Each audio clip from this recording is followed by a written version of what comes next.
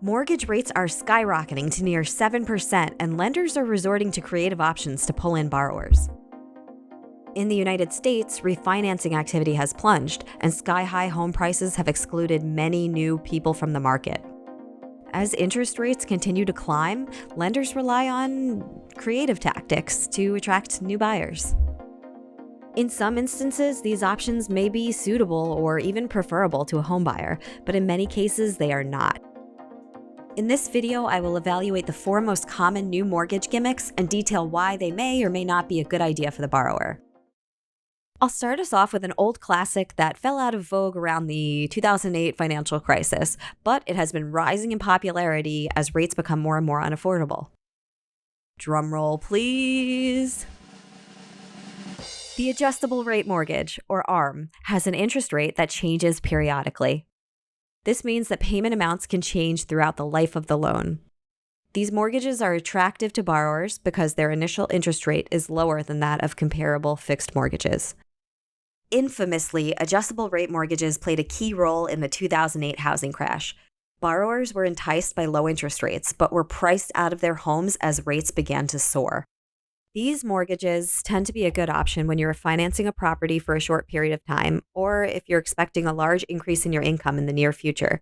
As we learned in 2008, these can be very risky, so proceed with caution if you're looking into financing with an ARM.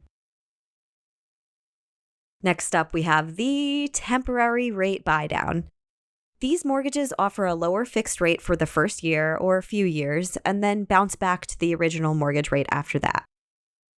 This is accomplished by subsidizing the interest rate that the borrower pays. For example, let's say a buyer gets a mortgage at 7% and with a 1-year buydown. Because of the buydown, the monthly payment in the first year will be at 6% before the interest rate rises to 7% after that. Generally, a temporary buydown will help homebuyers ease into their mortgages, especially in a rising rate environment. Although similar to the adjustable rate mortgage in that the rate will change over time, these loans are better suited to those that want to stay in their homes for longer because the payments are more predictable. Paying for points.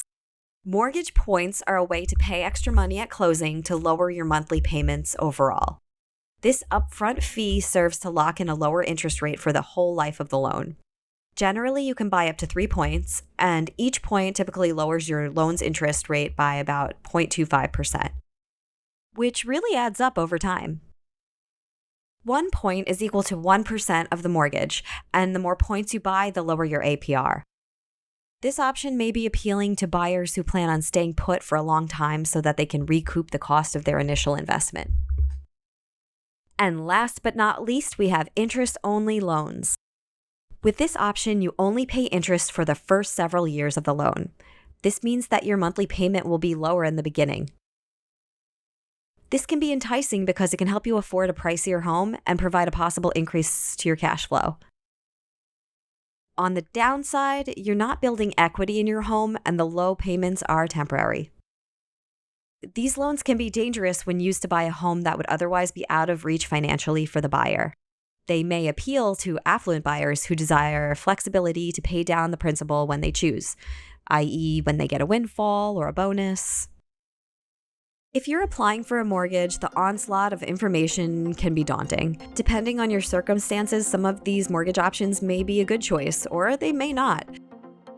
Desperate times call for creative solutions, and understanding your options is the first step in making one of the biggest, most complex purchases you'll likely ever make.